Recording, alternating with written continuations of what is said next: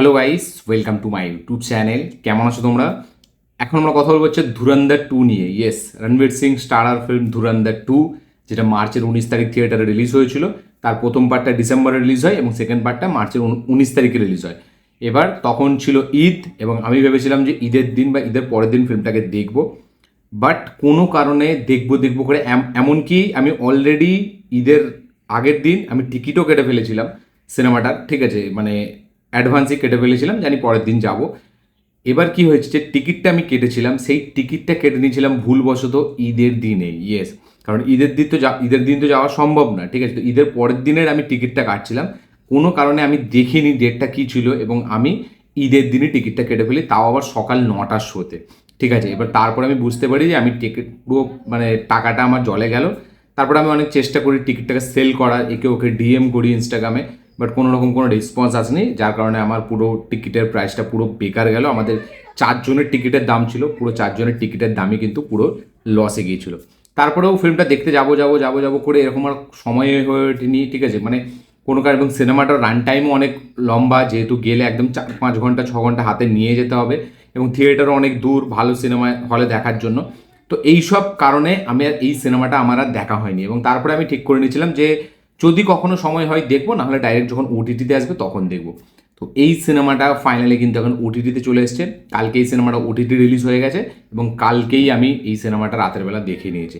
তো কেমন লাগলো আমার বক্স অফিস কাঁপানো cinema, India's second highest crossing cinema. ঠিক আছে, এবং হিন্দি বেল্টের সেকেন্ড হাইয়েস্ট ক্রসিং সিনেমা, যেটা হচ্ছে বলিউডের তরফ থেকে, সেটার নাম হচ্ছে ধুরন্ধর 2। বাহুবলী 2 এর রেকর্ড ভেঙেছে, পুষ্পা 2 এর রেকর্ড ভেঙেছে, শুধু দাঙ্গালের রেকর্ড ভাঙতে পারেনি। দাঙ্গালের রেকর্ড ভেঙে দিলেও তাহলে এটা 1 নম্বরে চলে যেত। তো এত হাইপ, এত বক্স অফিস কাঁপানো একটা ফিল্ম ধুরন্ধর 2 আমার কেমন লাগলো সেটা এই ভিডিওর মধ্যে কথা বলবো। চলো ভিডিওটা শুরু করা যাক। তো কেমন হলো ধুরন্ধর 2? এক লাইনে যদি ওই ফিল্মটাকে রিভিউ করি, এই ফিল্মটা ধুরন্ধরের থেকে অনেকটা বেটার ফিল্ম। মানে অনেকটা বেটার, মানে আমি অ্যাট দ্য সেম বলছি, ফিল্মটা খারাপ বলছি না। ধুরন্ধর তো ডেফিনেটলি একটা ফিল্ম মেকিংয়ের দিক থেকে ব্যাপক ফিল্ম ছিল, টেকনিক্যালিও ফিল্মটা হেভি ছিল এবং ফিল্ম মেকিংয়ের একটা একটা একটা নতুন জিনিস, একটা নতুন দরজা তারা খুলে দিয়েছিল। তো ধুরন্ধর 2 সেটাই করেছে, বাট তার প্রথমটার থেকে অনেকটা বেটার এই সিনেমাটা আরও ভালোভাবে তারা বানিয়েছে এবং ফিল্মটার মধ্যে মজাও আরও দ্বিগুণ আছে। প্রথম পার্টে আমার একটা কমপ্লেন ছিল যে এই যে অক্ষয় খান্নার যে ক্যারেক্টারটা, এটা যেহেতু রিয়েল ইনসিডেন্ট থেকে ইন্সপায়ার্ড, এই যে অক্ষয় খান্নার যে ক্যারেক্টারটা, মানে ধুরন্ধর পার্ট 1-এর সব থেকে হাইপ যে ক্যারেক্টার এবং সব থেকে ফেমাস যে ক্যারেক্টার অক্ষয় খান্না, রেহমান ডাকেত, তো সে যে অরাটা ক্রিয়েট করতে পেরেছিল, সে যে অরা ফার্মিং ব্যাপারটা এনেছিল, তার মাত্র লিমিটেড কিছু স্ক্রিন প্রেজেন্স দিয়ে, লিমিটেড কিছু স্ক্রিন টাইমিং দিয়ে, সেটা ওই সিনেমাটাই কেউ ম্যাচ করতে পারেনি, এমনকি রণবীর সিংও পারেনি।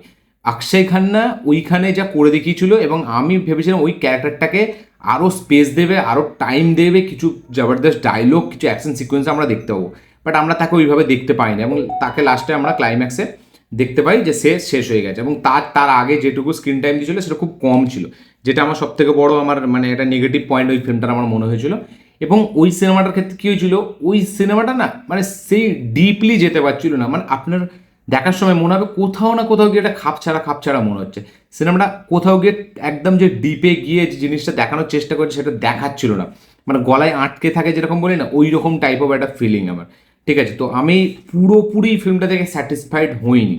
ঠিক আছে, ফিল্মটা ডেফিনেটলি অনেক কিছু মজা দিয়েছে, গানগুলো হেভি, ব্যাকগ্রাউন্ড স্কোর ব্যাপক ডিজাইনিং করেছিল শাশ্বত এবং ফিল্মের প্রত্যেকটা গান খুব সুন্দর। রেহমান ডাকেতের ক্যারেক্টারটা খুব অরা ফার্মিং, রণবীর সিংয়ের পারফরমেন্স বেশ ভালো ছিল এবং ওই সিনেমাটা যেভাবে পুরো লিয়ারি শহরটাকে দেখিয়েছিল, ঠিক আছে, এবং যেভাবে মানে তারা ঢুকছে ওই গ্যাংটার ভিতরে, সে ঢুকছে এ করছে, তো এগুলো মজা দিচ্ছিল। বাট ফিল্মটা সেই মানে কোথাও গিয়ে সেই পয়েন্টটা আপনি খুঁজে পাবেন না, যেটা একটা আপনার ফিল্মটা দেখার সময় মনে হবে এটা মিস আছে, মানে এটা দরকার।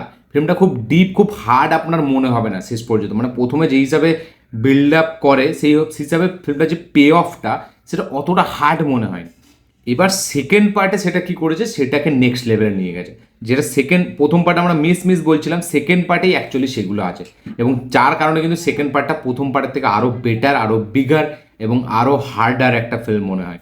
এবং সেকেন্ড পার্টটা এক লাইনে যদি রিভিউ করি, ডেফিনেটলি প্রথম পার্টের থেকে অনেক গুণ ওপরে এবং দ্বিতীয় পার্টে যে মেহনত ফিল্ম মেকিংয়ের, তারা যে কতটা মেহনত করেছে, মেহনতটা আপনি পুরোপুরি বুঝতে পারবেন ফিল্মের মাধ্যমে। ফিল্ম মেকিংয়ের যে ধরন, যে ধাঁচ, সেটা পুরোপুরি আলাদা, সেটা নেক্সট লেভেলের পারফরমেন্স। রণবীর সিং বিস্ট মোডে গেছে, মানে রণবীর সিংকে মানে ম্যাচ করা ধুরন্ধর 2-তে কারোর পক্ষে পসিবল ছিল না। এমনকি আমার তো মনে হয় একমাত্র রেহমান ডাকেত পারতো রণবীর সিংকে, মানে এখানে হামজার ক্যারেক্টারটাকে মানে টক করে দিয়ে। সত্যি বলছি, সেকেন্ড পার্টে কাউকে দেখে মনেই হয় না রণবীর সিংয়ের টক্করের কেউ আছে, ঠিক আছে? এটা আমার মনেই হয়নি। রণবীর সিং এতটা গড মোডে চলে গেছিলো পারফরমেন্সের দিক থেকে, নেক্সট মানে আলট্রা লেভেলের। এবং রণবীর সিংয়ের কেরিয়ারের মনে হয় সব থেকে বেস্ট পারফরমেন্স পদ্মাবত ধরা হয়, বাট আমার মনে হয় রণবীর সিংয়ের কেরিয়ারের বেস্ট পারফরমেন্স এরপর থেকে ধুরন্ধর 2 ধরা হবে। ডেফিনেটলি খিলজি একটা আলাদা রকম ক্যারেক্টার, তাকে ম্যাচ করা সম্ভব নয়। বাট অ্যাজ এ হিরো হিসাবে যদি আমি ধরি, রণবীর সিংয়ের যে কটা ফিল্ম আছে এখনো পর্যন্ত, রামলীলা থেকে চালু করে যত যত রকম ফিল্ম আছে, এই রকি রানি ফকি রানি যা আছে, মানে অ্যাজ এ লিড হিরো ধুরন্ধর 2 এর মতো পারফরমেন্স মানে রণবীর সিংয়ের কেরিয়ারে কোনো সিনেমায় নেই। এবং ধুরন্ধর 2-তে যা সে দেখিয়েছে পুরো তাবাহি, সে ওয়ান ম্যান শো ছিল, মানে বাকিরা তো তাবড় তাবড় আছেই, বাট সে একদম মানে আউট অফ দ্য বক্স গিয়ে পারফরমেন্স ডেলিভারি করেছে। প্রত্যেকটা ফ্রেমে তার যে ক্যারেক্টার, যে ইন্টেন্সিটি, তার পারফরমেন্সের যে ক্রাফট, সেটা আপনি পুরো সলিড বুঝতে পারবেন। দেখুন, ধুরন্ধর 2 নিয়ে কথা বলতে গেলে অনেকটা আমাকে বলতে হবে, অনেক বড় রিভিউ হয়ে যাবে, বাট এই ফিল্মটা ধুরন্ধর পার্ট 1-এর থেকে আরও বেটার, আরও বিগার, আরও বেস্ট একটা ফিল্ম আমার মনে হয়, মানে প্রথম পার্টের তুলনায়। বাট এই ফিল্মটা না আমি হয়তো রিপিটে হয়তো অতটা দেখবো না এই ফিল্মটা। প্রথম কথা, এই সিনেমাটা প্রচুর লম্বা, এবং এই সিনেমার যে মেকিংয়ের যে স্টাইলটা, সেটা না কাইন্ড অফ একটা ওয়েব সিরিজের মতো। মানে আমি ফিল্মটা দেখছিলাম 4 ঘন্টার ফিল্ম, তো আমি মনে হচ্ছে আমি কোনো ওয়েব সিরিজ দেখছি। এবং পুরো ফিল্মটা কিন্তু শুধুই অ্যাকশনই, পুরো ফিল্মটা কিন্তু ড্রামার ওপরেও ডিল করছে। মানে প্রথম আমরা অ্যাকশন দেখতে পাচ্ছি, তারপরে কিন্তু আর অ্যাকশন নেই, অনেকটা শেষে একটা গ্যাং ওয়ার দেখাচ্ছে, সেখানে কিছু অ্যাকশন, তারপর আবার শেষে একদম অ্যাকশন। তো অ্যাকশন কিন্তু ফিল্মটা নেই। ফিল্মটা মানে বেশিরভাগটা ডিল করেছে ড্রামার ওপর। তো এই ড্রামাটাই কিন্তু মজা দেয় অ্যাকশনের থেকেও বেশি। তো ওইটার কারণেই না আমার আরও মনে হচ্ছিল যে আমি কোনো ওয়েব সিরিজ দেখছি, বাট সেটা একদম সেরা কোনো ওয়েব সিরিজ, একদম টু দ্য পয়েন্ট। এবং সব থেকে যেটা বড় ব্যাপার, যে আপনি একটা 4 ঘন্টার ফিল্ম বানাচ্ছেন, সেখানে একটা মুহূর্ত আপনাকে বোর ফিল করাচ্ছে না। এই যে মানে একটা কি বলবো, এই যে গাটস, এই যে কনভিকশন, এই যে একটা রিস্ক নেওয়া, যে 4 ঘন্টার ফিল্ম, মানে আপনি ভেবে নিন অ্যানিমেলেও মাঝে মাঝে কিছু সিকোয়েন্স আমার খুব মানে অতটা ভাল লাগেনি, বাট ধুরন্ধর 2-তে আপনি একটা পয়েন্ট এখানে দেখতে পাবেন না যেখানে আপনার ভালো লাগবে না। পুরো সিনেমাটা যেভাবে স্ক্রিন প্লেটা লেখা, মানে আমার তো দেখা সেরা স্ক্রিন প্লে রিসেন্ট টাইমে। মানে এত লম্বা ফিল্মের কথা বলছি আমি, মানে আমি বলছি না যে ফিল্মের স্ক্রিন প্লে খুব টাইট, খুব এরকম আমি বলছি না। আমি বলছি যে একটা স্ক্রিন প্লে যেটা 4 ঘন্টা রানিং লেন্থ, বাট এতটা এঙ্গেজিং যে আপনার 4 ঘন্টাটাও আপনি কোথাও গিয়ে একটা পয়েন্টে গিয়ে আপনি বোর হচ্ছেন না। পুরো থ্রু আউট ফিল্ম আপনাকে জুড়ে রাখছে, এত ডিটেলিং, এত কিছু দেখিয়েছে ফিল্মটা। এবং পিক ডিটেলিং এই জন্যই বলা হচ্ছিল যে এত কিছু ফিল্মটার মধ্যে দেখিয়েছে, এবং কীভাবে কী হয়েছিল, কীভাবে কী কানেকশান ছিল, নোটবন্দির কী কানেকশান, কীভাবে 26/11 কানেকশান, কীভাবে দাউদ ইব্রাহিমের কানেকশান, যে কানেকশানগুলো এখানে যে দেখিয়েছে, মানে ওয়েল রিসার্চ ফিল্ম, একদম ব্যাপক রিসার্চ করেছে। বাট হ্যাঁ, এটা কাইন্ড অফ দেখতে গেলে একটা রুলিং পার্টি যেহেতু আছে, তাদের ফর্মেই সিনেমাটা কথা বলছে।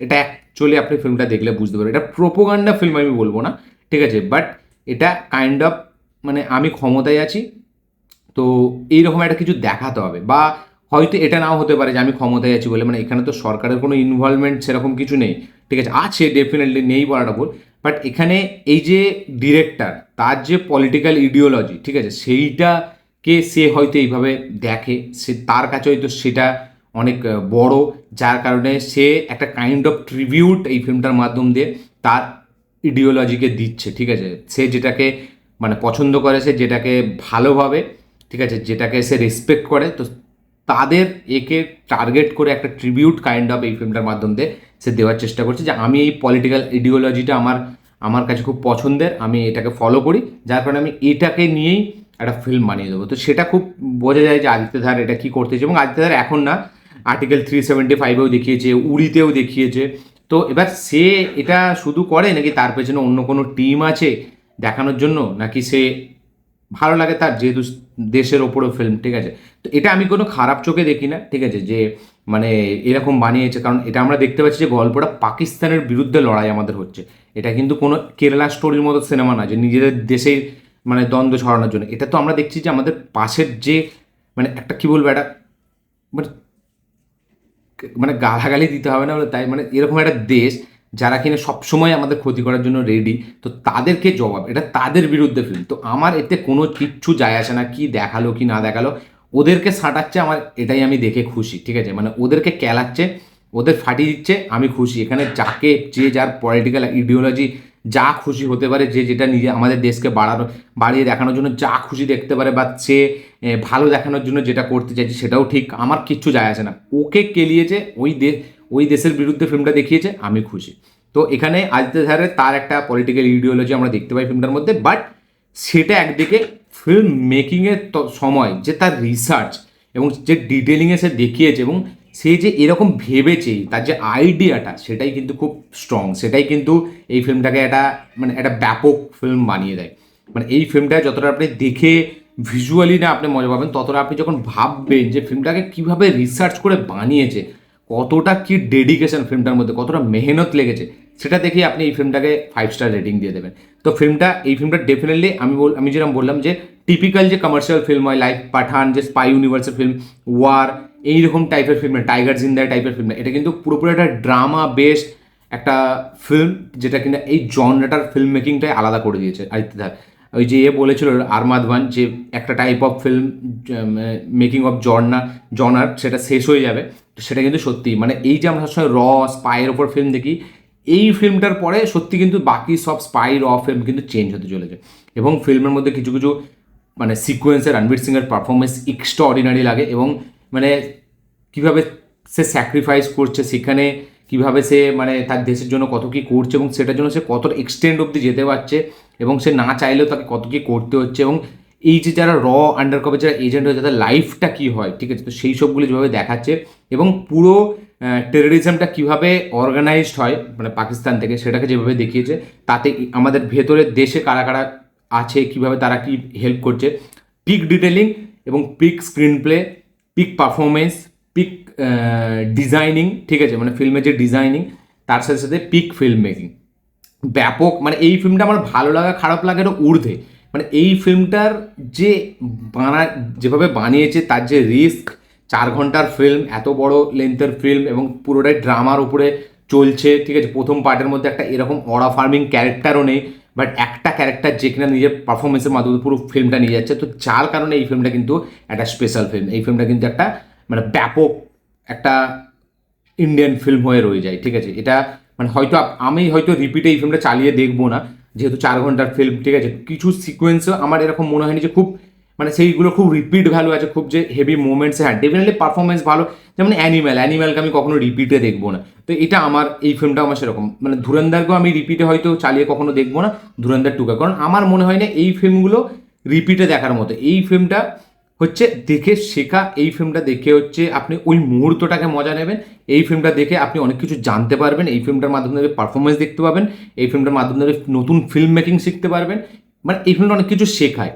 মানে এই ফিল্মটা আপনি যদি একটা গোলমাল কমেডি ফিল্ম, বা একটা সিংঘাম, বা একটা আমাদের যদি বলি এখানে সাউথের ফিল্মের যদি বাহুবলীর কথা বলি, বা আমি যদি এখানে কথা বলি RRR, এই ফিল্মগুলোর যে রিপিট ভ্যালু আছে, আমার ধুরন্ধরের অতটা রিপিট ভ্যালু আমার কাছে মনে হয় না, হয়তো অনেকের মনে হতে পারে। আমি হয়তো এই ফিল্মগুলোকে দ্বিতীয়বার চালিয়ে হয়তো অতটা দেখবো না, হয়তো কিছু কিছু ক্লিপ দেখবো, বাট পুরো ফিল্মটা আমি দেখবো না। এটা আমার মনে হলো, এটা আমার মতামত। আপনাদের কি বক্তব্য অবশ্যই লিখে জানাবেন, আপনাদের কি রিয়াকশন, কি বক্তব্য, কি মতামত এই ফিল্মটা দেখার পর লিখে জানাবেন। ডেফিনেটলি অ্যাবসোলুট ফিল্ম মেকিং এটা হয়েছে, এবং অ্যাবসোলুট মানে peak screenplay, detailing, performance আমার বলবো এটাকে, এবং ধুরন্ধর থেকে ফার মানে মানে বেটার লেভেলের ফিল্ম আরও এটাকে আমি বলবো। ধুরন্ধর এমনিতে ভালো ফিল্ম, আমি খারাপ ফিল্ম বলছিলাম, ধুরন্ধর একটা নতুন রকম অফ ফিল্ম মেকিং দেখিয়েছে, ফিল্মটা দেখতে ভালো লাগে, বাট মানে ধুরন্ধরের কিছু যেটা খামতে ছিল, ধুরন্ধর 2 কিন্তু সেটা পূরণ করে দেয়। বাট ওভারঅলে ফিল্মটার আমি দ্বিতীয়বার হয়তো দেখবো না ধুরন্ধর 2, কিছু কিছু সিকোয়েন্স দেখবো, বাট ওভারঅলে। বাট এই ফিল্মটা 3 নম্বর চ্যাপ্টারের পর দিয়ে কিন্তু মেন মজাটা আরও ভালো লাগে। মানে অ্যাজ এ ফার্স্ট টাইম যখন আপনি দেখবেন, আপনি সালা ভাববেন যে সালা কী দেখছি আমি, মানে যেরকম টুইস্ট অ্যান্ড টার্নস আছে 3rd চ্যাপ্টারের পর দিয়ে, যেভাবে স্ক্রিন প্লেটা আরও টাইট হয়ে যায়, যেভাবে রিভেঞ্জ মোডটা অন হয়, ওইগুলো বিস্ট মোডে চলতে, ওইগুলো হেভি লাগে দেখতে। মানে যখন আপনি ফার্স্ট টাইম দেখবেন এবং থিয়েটারে যখন প্যাকড অডিয়েন্স আর দেখবেন, ওই যে টুইস্ট অ্যান্ড টার্নসগুলো আসে লাস্টে, যেভাবে আমরা দেখতে পাই একটা ক্যারেক্টার সে কীভাবে মানে এতদিন ধরে এর ভেতরে এসে কীভাবে চালাচ্ছে, সেটা আলাদা রকম মজা দেয়, সিটিমার গুজবাম্পস মুভমেন্ট থাকে ওই সব সিকোয়েন্সগুলো, বাট সেগুলো আপনি থিয়েটারেই মজা পাবেন। বাট তা সত্ত্বেও হয়তো এই ফিল্মটা যেহেতু রান টাইম এত বড় এবং ওয়েব সিরিজ কাইন্ড অফ ফরম্যাটে সিনেমাটাকে বানানো, যেটার কারণে আমার একটা দেখুন, একটা টিপিক্যাল কমার্শিয়াল ফিল্ম যেরকম হয় সেরকম ফিল্ম কিন্তু এটা একটা এক্সপেরিমেন্টাল, একটা নতুন টাইপ অফ ফিল্ম মেকিং। এই ফিল্মটা আপনি দেখে শিখতে পারবেন। এই ফিল্মটা কিন্তু আপনাকে যে বিশাল সবসময় মজা দেবে এরকম না।